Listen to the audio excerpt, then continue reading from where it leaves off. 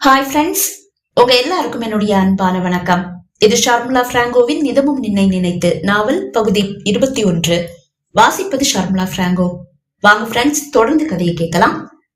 வசமாக சிக்கி கொண்ட போதும் நீதி, நேர்மை, நன்மை, சகிப்புத்தன்மை என்றெல்லாம் பேசும் குரு சிவனடியார் தனக்கு பெரிய தண்டனை ஒன்றும் கொடுக்க போவதில்லை என்ற எண்ணத்தில் இப்போது கூட செய்த தவறை நினைத்து பார்க்கவோ மனம் வருந்தவோ கௌதம் தயாராகவில்லை. அவனது இந்த மனநிலை, அலட்சிய பார்வை, ஏளன சிரிப்பு, அது அதர்வா, நிரஞ்சன், அமுதவர்ஷினியை மட்டுமல்ல, ஆசாபாசங்களை துறந்த துறவிகளை கூட சீண்டி பார்த்தது. கௌதம், உன்னுடைய உதட்டுல விரிஞ்சிருக்கிற இந்த ஏளன சிரிப்பு இருக்கே, அது உன்னுடைய கடைசி மூச்சு வரைக்கும் அப்படியே உதட்டுல இருக்கணும்னு கடவுள்கிட்ட வேண்டிக்க. நீ ஒரு தடவை ஏதோ தெரியாம தப்பு பண்ணிட்ட அப்படின்னு நினைச்சு உன்னுடைய மாமா உன்னை மன்னிச்சு விட்டுட்டாரு. நீயும் தலைமறைவாகி இந்த அழகான ஆசிரமத்துல வந்து வாழ ஆரம்பிச்ச. ஆனா உன்னுடைய மனசை மட்டும் நீ மாத்திக்கவே இல்லை. உன் பேர்ல மும்பை ஸ்டேஷன்கள்ல எக்கச்சக்கமான கேஸ் இருக்கு. கொலை கேஸு, கற்பழிப்பு கேஸு, கடத்தல் கேஸு, ஆள் கடத்தல் கேஸு, இப்படி எக்கச்சக்கமா இருக்கு. நீ மட்டும் போலீஸ் கிட்ட மாட்டினா அவ்வளவுதான், தூக்கு தண்டனை வரைக்கும் கிடைக்க வாய்ப்பு இருக்கு. அதர்வா கூற, நான் தப்பிக்க கூட வாய்ப்பு இருக்குடா. எனக்கு ரொம்ப சூப்பரான ஒரு வக்கீல் இருக்காரு, அவர்கிட்ட சொன்னா ஈஸியா வெளியே கொண்டு வந்துடுவாரு. இப்ப என்ன போலீஸ் கிட்ட ஒப்படைக்க போறீங்க, அவ்வளவுதானே? சரி, உங்க கடமைய முடிச்சிட்டு கிளம்புங்க. அவன் அலட்சியமாகவும் ஏளனமாகவும் கூற, அவனை மன்னிக்கவே கூடாது என்ற ஒரு முடிவுக்கு தான் அதர்வா, அமுதவர்ஷினி, நிரஞ்சன் மூவரும் வந்தனர். நீ திருந்தவே மாட்டியாடா? அதை காதில் வாங்கி கொள்ளாதவன் போல் அமர்ந்திருந்தான் கௌதம். நீ மட்டும் திருந்தி இருந்தேனா, நான் இப்பவும் மனசுக்குள்ளேயே வச்சு தினம் தினம் வேதனைப்படுற என்னுடைய ஹரிணிய நீ கொன்னதை கூட மன்னிச்சுட்டு பேசாம போயிட்டே இருந்திருப்பேன். ஆனா நீ திருந்தல. இனிமேலும் நீ திருந்த எந்த வாய்ப்பும் இல்ல. வாய்ப்பு கிடைச்சாலும் திருந்தாத உன்ன மாதிரி ஜென்மங்கள் இந்த பூமிக்கு பாரண்டா. நீ எல்லாம் உயிரோடு இருக்கவே கூடாது. என்ன பண்ண போற? ஒரு உயிரை எடுக்கிற உரிமை இந்த உலகத்துல எந்த ஒரு மனுஷனுக்கும் கிடையாதுன்னு குரு சிவனடியார் அடிக்கடி சொல்லுவாரு. இது அவரோட புனிதமான ஆசிரமம். இந்த ஆசிரமத்துல இருந்துட்டு அவரை மீறி உன்னால எனக்கு என்ன தண்டனை கொடுத்துட முடியும் சொல்லு? ஏளனமாக கேட்டான் கௌதம். அதர்வா குருவை பார்த்தான். குரு, என்ன மன்னிச்சிடுங்க. இவன் விஷயத்துல நீங்க தலையிட வேண்டான்னு தான் நான் நினைக்கிறேன். இவனை எங்க கிட்ட விட்டுடுங்க என்று கூற, சில நிமிடம் அமைதியாக அமர்ந்திருந்த சிவனடியார், என்னுடைய மனசுல ஒரு பெரிய போராட்டமே நடந்துட்டு இருக்கு அதர்வா. ஆசாபாசங்களை துறந்து துறவியா வாழ்ந்துட்டு இருக்கிற என்னுடைய சிஷ்யர்கள் எத்தனையோ பேரை இவனுடைய காம இச்சைக்கு பயன்படுத்தி இருக்கான். இவனை கண்டுபிடிச்சிட்டாங்கன்ற ஒரே பாவத்துக்காக அவங்களுக்கு மரண தண்டனையும் கொடுத்திருக்கான். அதுக்காகவே இவனுடைய குடிசைக்குள்ள ரகசியமா ஒரு பாம்பையும் வளர்த்துட்டு இருக்கான். நாங்களும் பாம்பு தீண்டிதான் ஒவ்வொருத்தரும் இறந்து போறாங்கன்னு நினைச்சிட்டு பேசாம இருந்துட்டோம். ஆனா இதெல்லாம் அவனுடைய சதின்னு இப்பதான் தெரிய வருது. நிரஞ்சன் கிட்ட நீங்க சொல்லி அனுப்புனதுக்கு அப்புறமா இவனுடைய குடிசையை பரிசோதிக்கும் போதுதான் அந்த பாம்பையே நாங்க கவனிக்கிறோம். இனியும் எத்தனை பேருடைய வாழ்க்கையை அழிக்க போறான்னு தெரியல. இங்க இருக்கிறதுல 90% பேரும் இவனால பாதிக்கப்பட்டிருக்காங்க. இவனை என்ன செய்யறதுன்ற ஒரு போராட்டம் என் மனசுக்குள்ள நடந்துட்டே இருக்கு. நீதி, நேர்மை, நியாயம், நன்மை அப்படி இப்படின்னு நான் இப்பவும் பேசினா நான் செத்ததுக்கு அப்புறமா கண்டிப்பா சொர்க்கம்தான். ஆனா இந்த பூமியை நரகமாக்க ஒருத்தனுக்கு அனுமதி கொடுத்துட்டு நான் சொர்க்கம் போய் சேர்ந்து என்ன பண்ண போறேன்னு சொல்லு? நான் நரகத்துக்கு போனாலும் பரவாயில்ல, இவன் இனிமே இந்த பூமிக்கு வேண்டாம். அவரது அந்த வார்த்தை முதல் முறை கௌதமின் முகத்தில் மரண பயத்தை காட்டியது. அவனது சிரிப்பு அடங்கியே போனது. உடலில் லேசான நடுக்கம். இப்போது அவனது விழிகள் சூழ்ந்து நிற்பவர்களை பயத்தோடு பார்த்தது. அனைவரின் விழிகளிலும் கோபம் கொப்பளிக்கிறது. செத்தடா நீ, அவன் மனம் கூறியது. அவனது விழிகள் இப்போது குரு சிவனடியாரை நோக்கி ஓடியது. குருவே, நீங்களே இப்படி பேசினா எப்படி? எந்த உயிரையும் அழிக்கிற உரிமை இந்த உலகத்துல இருக்கிற எந்த மனிதனுக்கும் இல்லைன்னா அடிக்கடி சொல்லுவீங்களே, அப்படிப்பட்ட நீங்களா இப்படி பேசிட்டு இருக்கீங்க? உயிர்னு வந்தா உன்னால இப்படி எல்லாம் கூட பேச முடியுமா? ஏளனமாக கேட்டான் அதர்வா. டேய், நீ கொஞ்ச நேரம் பேசாம இருடா.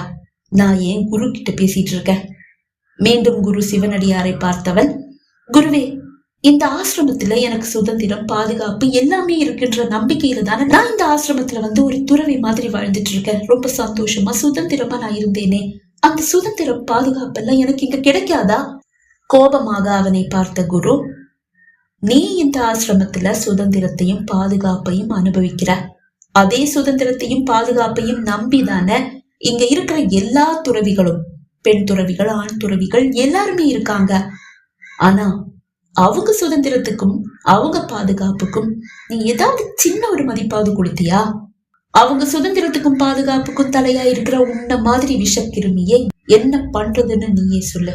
பிளீஸ் குருவே, என்னை விட்டுடுங்க. நான் ஏதாவது கண் காணாத இடத்துக்கு போயிடுறேன். இனிமே எந்த தப்பு செய்ய மாட்டேன். நான் நல்லவனா திருந்தி வாழ ஆசைப்படுறேன். என்னை விட்டுடுங்க. தன் உயிரை காப்பாற்றிக் கொள்ளதான் அவன் அப்படி எல்லாம் பேசுகிறான் என்பது அங்கு சூழ்ந்திருக்கும் அனைவருக்கும் தெள்ளந்தெளிவாகவே புரிகிறது. ஆனாலும் சிவனடியார் அவனை மன்னித்து விட்டு விடுவாரோ என்ற பயத்தோடு அனைவரின் விழிகளும் சிவனடியாரை பார்த்தது. சிவனடியார் ஆடாமல் அசையாமல் அப்படியே அமர்ந்திருக்க கௌதமின் மனதிலும் பயம் தலை தூக்கியது. தன் மரணம் உறுதியோ? கை கால் கட்டப்பட்ட நிலையில் தரையில் கிடப்பவன் மெல்ல ஊர்ந்து சிவனடியாரின் பாதத்தின் அருகில் வந்தான். அவர் கால்களில் முகம் புதைத்து அழ ஆரம்பித்தான். உண்மையிலேயே நான் திருந்திட்டேன், என்னை மன்னிச்சு விட்டுடுங்க குருவே, அவன் கெஞ்ச ஆரம்பித்தான். சிவனடியார் அவனை மன்னித்து விட்டு விடுமாறு கூறிவிடுவாரோ? அதர்வா, அமுதா, நிரஞ்சன் மூவரும் பயந்த விழிகளோடு குருவை பார்த்தனர். அவர் மனம் லேசாக இலகவே செய்கிறது. அவர் விழிகளில் கண்ணீர். சட்டென்று துள்ளி எழுந்தவர், உனக்கு பாவம் பார்த்தா நான் இன்னும் பல பேர் மரணத்துக்கு காரணமாயிடுவேன். அத நான் விரும்பல. இவனுக்கு என்ன தண்டனையோ அதை நீங்களே கொடுங்க என்று மிகவும் கடுமையாக கூறிவிட்டு அங்கிருந்து வெளியேறியவர் ஆசிரமத்தில் இருக்கும் அந்த கோயிலுக்குள் வந்து விழி மூடி அமர்ந்து விட்டார். பெண் துறவிகளில் ஒருவர் முன்னால் வந்தார். இவனால பாதிக்கப்பட்ட பெண்கள் ஏராளம். இவனால நானும் பாதிக்கப்பட்டிருக்கேன்.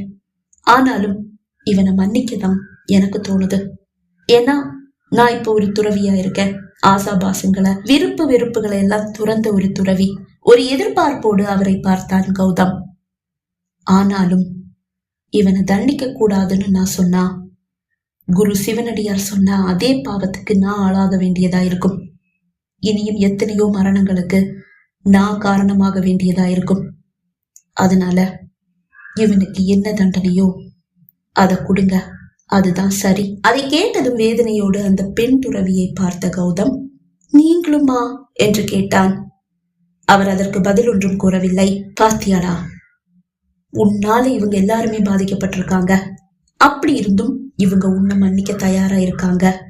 ஆனா இனியும் இதே மாதிரி பல பேருடைய வாழ்க்கையை கெடுக்க நீ காரணமா இருப்பென்ற ஒரே காரணத்துக்காக உனக்கு என்ன தண்டனை வேணாலும் கொடுத்துக்கலாம்னு சொல்லிட்டாங்க. இப்ப புரியுதா?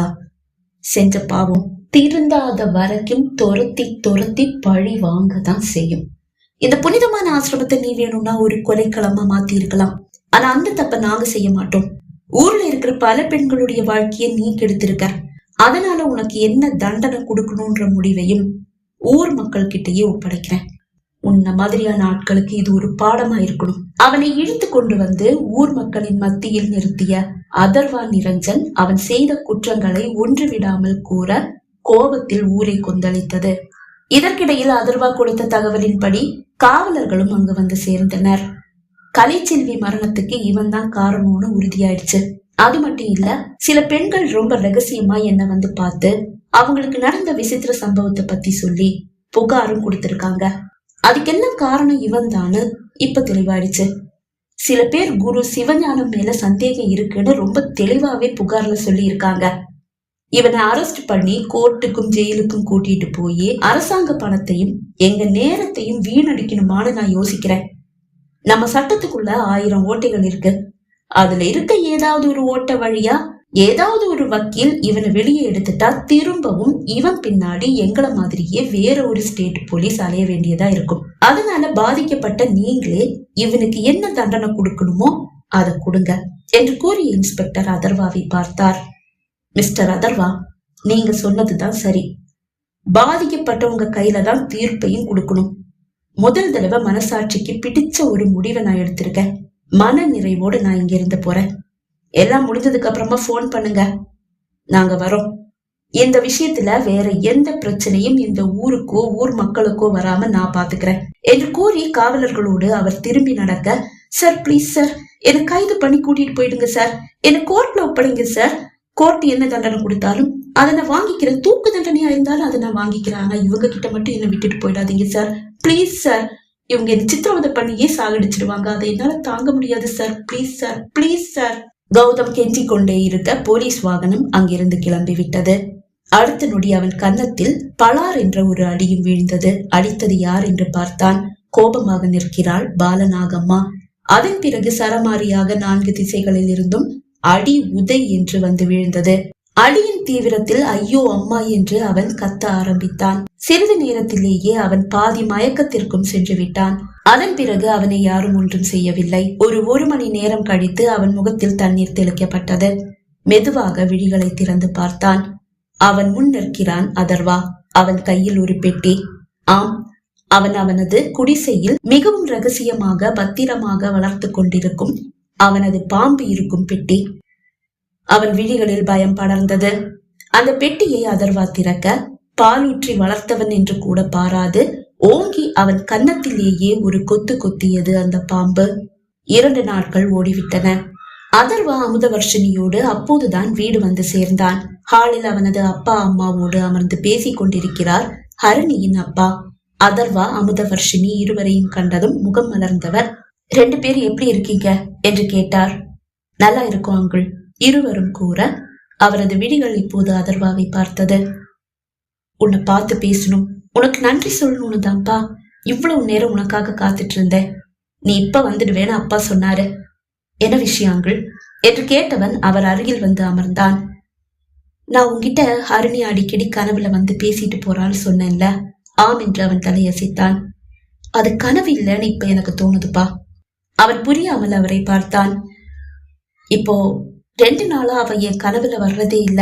ஆனா 2 நாள் முன்னாடி என் கனவுல வந்தவ, இனி நான் உங்களை தொல்லை செய்ய மாட்டேன்பா, எனக்கு நீதி கிடைச்சிருச்சு, என் அதர்வா கிட்ட உண்மையை சொன்ன உங்களுக்கு நன்றி அப்படின்னு சொன்னா. அது கூட கனவுன்னு நினைச்சேன். ஆனா நேத்து செய்தித்தாளை புரட்டும் போதுதான் அது கனவில்ல உண்மைன்ற விஷயம் எனக்கு தெரிஞ்சது. கௌதம் பாம்பு தேண்டி இறந்த செய்தித்தாள்ல எல்லாம் வந்திருந்தது. கொலை கொள்ளை கற்பழிப்பு நடத்தி தலைமறைவான மும்பை போலீசாரால தேடப்படுற கௌதம் தமிழ்நாட்டுல இருக்கிற தஞ்சாவூர்ல பாம்பு தீண்டிய நிலையில இறந்து கிடந்ததாகவும் அவனுடைய உடலை போலீசார் மீட்டதாகவும் செய்தி வெளியாகி இருந்தது. அது மட்டும் இல்ல, பாம்பு தீண்டி இறந்து போன அவனுடைய உடம்ப வனவிலங்குகள் கடிச்சு குதறி இருந்ததாகவும் செய்தியில இருந்தது. அப்பதான்பா நான் கண்டது கனவில்லைன்னு எனக்கு தோணிச்சு. கனவுல ஹரிணி சொன்னதாலேயோ என்னவோ கௌதமுடைய இந்த மரணத்துக்கு நீதான் காரணமா இருப்பேன்னு என் மனசு சொல்லிட்டே இருந்தது. உனக்கு நன்றி சொல்லலான்னுதான் இங்க வந்தேன். இங்க வந்தா உங்க அப்பா சொல்றாரு நீ தஞ்சாவூர் போயிருக்கேன்னு. அப்ப இதுக்கு பின்னாடி நீதான்னு உறுதியாயிடுச்சு. இதுக்கெல்லாம் மேல ஹரிணி என் கண்ணுல இருந்து மறையறதுக்கு முன்னாடி இன்னொரு விஷயத்தையும் சொன்னா.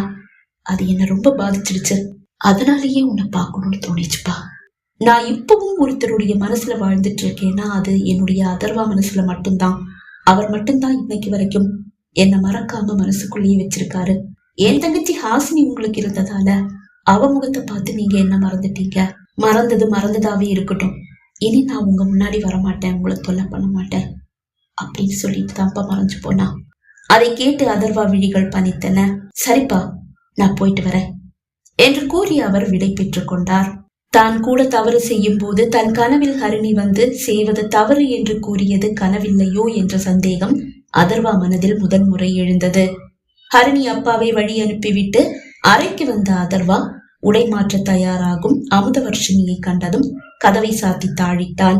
சத்தம் கேட்டு திரும்பி பார்த்த அமுதா தன்னை நோக்கி ஆசையாய் அடி எடுத்து வரும் அதர்வாவை கண்டு நாணத்தில் முகம் சிவந்தாள். பாதி உருவிய அவளது சேலையை உருவி படுக்கையில் போட்டவன் அவளை வாரி அணைத்து முத்தமழை பொழிந்தான். நிதமும் நின்னை நினைத்து நாவல் நிறைவடைந்தது. நாவலை கேட்டு ரசித்த அனைவருக்கும் நன்றி. மீண்டும் ஒரு நாவலோடு உங்களை சந்திக்கும் வரை விடைபெறுகிறேன். நன்றி, வணக்கம்.